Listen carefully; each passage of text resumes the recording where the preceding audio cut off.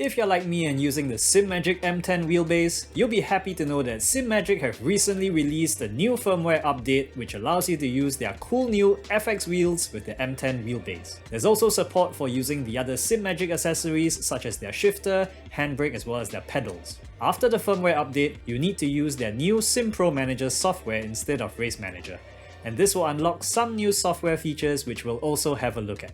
As at the time of filming this video, the supported wheels are the GTC, the FX, FX Pro, the GT Pro Hub, and of course the original GT1 and GT4 wheels. I also want to point out that the Simpro Manager software is still a beta version, so there might be some bugs along the way, but let's see how we get along. Let's get into it. So the first thing you want to do is download the Simpro Manager software from the official Simagic website. It'll be under Support and Download Center. Click on it and your download should start. If you're on Windows 10 like I am, you may get this warning about an unrecognized app and you'll need to click on the little words More Info followed by the button that says Run Anyway. English is the default language selected, so let's just click on Install. Now I choose not to pin to start, but that's just a personal preference. Feel free to leave everything on default, it'll work just fine. Click Next and it'll start installing.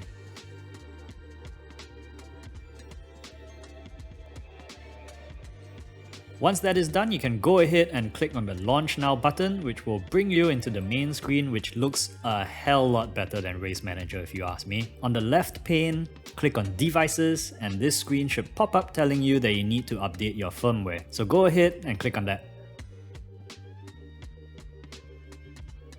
It looks like nothing happens for a while, but don't panic. Give it a couple of seconds, and there we go.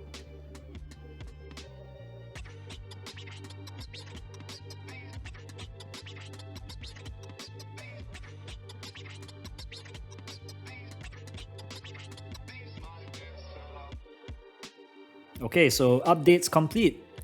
So now when you look under devices, you should see a small green dot above the wheelbase icon in Simpro Manager. Your steering wheel is probably off center as well, so straighten it and go ahead and click on center. There you go, it should show a 0 degrees rotation now when your wheel is centered. If you're lucky and your wheel wireless channel works right out of the box after you've done the update, you should see that little green dot above the steering wheel icon under Devices. Click on all your buttons and knobs on your steering wheel just to make sure everything is working, and well done, fantastic, you are good to go. However, if you don't see any little green dot above the steering wheel icon, that means that your wireless wheel is not detected and we'll need to go ahead and change the wireless channel. Before we do that, let's power off the wheelbase. What we'll do is connect this regular USB cable to the back of right there. See that? That goes back on the wheel. So now with the USB cable connected, let's power on the wheelbase. And we want to click on the little gear icon at the top right to go ahead and change the channel. It's a bit of trial and error, so try a new channel, go back to the steering wheel icon and check if your steering wheel buttons are now working. Just try different channels, you should find one that works fairly easily. What I love about the Simpro Manager software is that there are already default settings for many different sims.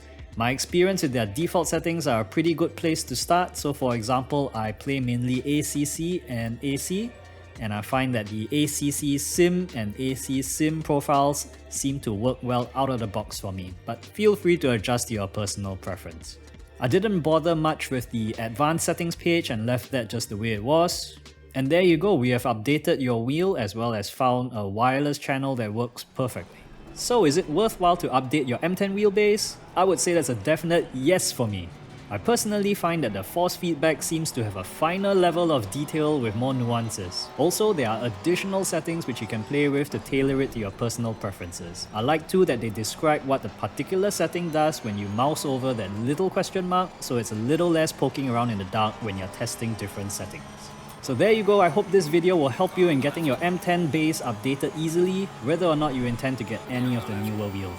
I feel the update definitely brings quite a bit of improvement to the user experience, and for me, I'm personally glad I did it. The most useful bit I would say is having all the different game profiles available in the drop-down list, which makes it as simple as just choosing the sim and you are good to go. No need to deal with downloading game profiles and so on. If this video has helped you, please do click on the like button and do subscribe as well. We'll have more videos coming your way soon, and I'll see you guys again.